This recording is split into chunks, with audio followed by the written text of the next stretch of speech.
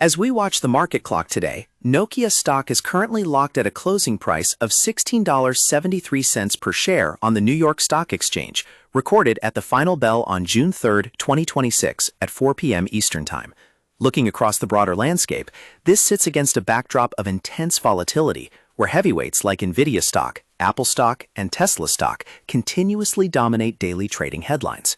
Yet, if you peel back the surface layers of the tape, the real surprise isn't happening in high-flying Silicon Valley boardrooms, but rather within a legacy European infrastructure giant that most retail accounts forgot existed. While thousands of individual brokerage accounts have been hyper-focused on standard tech names, this legacy asset has quietly put together an astonishing 159% run over the past 6 months, culminating in massive trading volumes that completely caught Wall Street off guard. The expectation deeply embedded across mainstream retail trading platforms, from the casual user scrolling through the Robinhood app to long-term index investors holding diversified baskets, is that this company is a dead tech relic. The collective memory of the market views it as a slow-moving, low-margin telecommunications hardware provider, tied to the cyclical capital expenditure budgets of global mobile carriers. Reality, however, has delivered a massive shock to this thesis. Under the radar of general financial media, the firm has secured a massive partnership with major hardware providers, pulled in over €1 billion in backlogged infrastructure orders, and experienced a 49% surge in cloud-based business during the opening months of the year. This underlying friction between a legacy perception and a high-tech reality is exactly why institutional money is suddenly flooding into the asset, triggering aggressive price target upgrades from major investment banks and causing massive volume spikes on major investing sites. If you open up your favorite mobile application or log into the Interactive Brokers platform to study the recent tape, you can see this tension playing out in real time. Just days ago, the equity surged past its prior limits to set a fresh multi-year high, backed by a staggering intraday volume of over 146 million shares traded in a single session. This is not the behavior of a sleepy income stock. This is intense momentum driven by institutional reindexing. Professional managers allocating capital through Schwab Intelligent Portfolios and Fidelity Wealth Management platforms are being forced to aggressively adjust their models because the firm's forward valuation multiples have expanded from 17 times to nearly 36 times earnings in less than 2 quarters.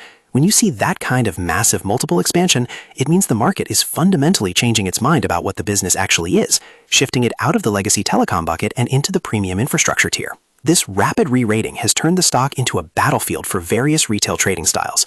On one hand, active day traders utilizing the SoFi trading platform are chasing the daily breakouts, capitalizing on the high liquidity and clear upward stair-step patterns on the 5-minute charts. On the other hand, long-term wealth allocators reviewing data on Fidelity investments look at the sudden vertical move with a degree of healthy skepticism, wondering if the underlying cash flows can truly sustain this sudden premium. The primary catalyst for this recent price action stems directly from a structural shift in how data centers are constructed. As tech giants build out massive clusters containing tens of thousands of high-powered processing chips, the physical cables and switches that connect these machines have become the ultimate operational bottleneck. This firm's high-speed optical transport division, which specializes in moving vast amounts of data over fiber networks with minimal latency, is suddenly seeing a historic influx of purchase orders from the largest cloud hyperscalers. Let's pause here for a moment because I want to hear your perspective on this massive structural shift. Comment below how many shares of Nokia stock you currently hold in your portfolio, or if you prefer trading other infrastructure names instead. When you dig into the corporate architecture to understand what the underlying business model actually looks like, you find a company completely divided into 2 distinct worlds. For the past decade, the organization has generated the vast majority of its revenues from its mobile networks division, selling cellular base stations, antennas, and radio access networks to global telecom providers. This legacy segment still accounts for more than half of total revenue, but it has turned into a major drag on corporate growth due to flat capital spending in North America and fierce international competition. The second, smaller half of the business is network infrastructure, which encompasses IP routing, optical networks, and advanced software solutions. It is this specific segment that is driving the entire equity story right now.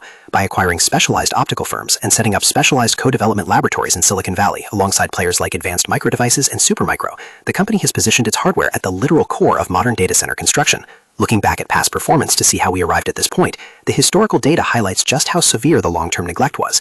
After losing massive market share in the mobile phone business decades ago, the firm pivoted entirely to back-end networking hardware, but spent years stuck in a low-growth, low-margin environment. Long-term investors executing self-investing strategies through online banking apps or holding specialized Fidelity ETFs viewed the asset as a permanent value trap. The financial turnaround began to crystallize late last year when a major visual computing pioneer completed a massive 9-figure investment to secure a core equity stake in the firm.